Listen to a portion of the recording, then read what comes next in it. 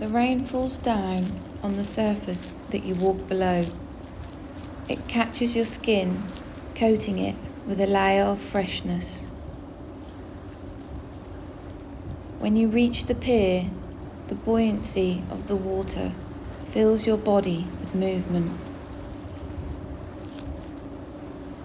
The direction of the flowing pale grey tide draws you in and guides you into appreciation.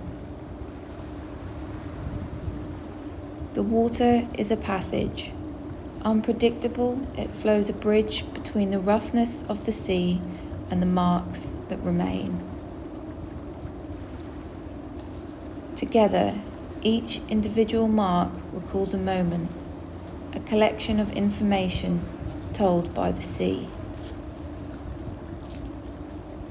The sand follows a story, a memory of a walking trail that stood before it.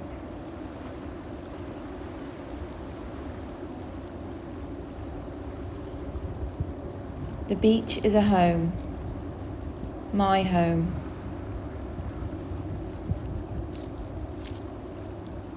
Time is not forgiving, but what will always remain is the depth and quality from Galston Beach.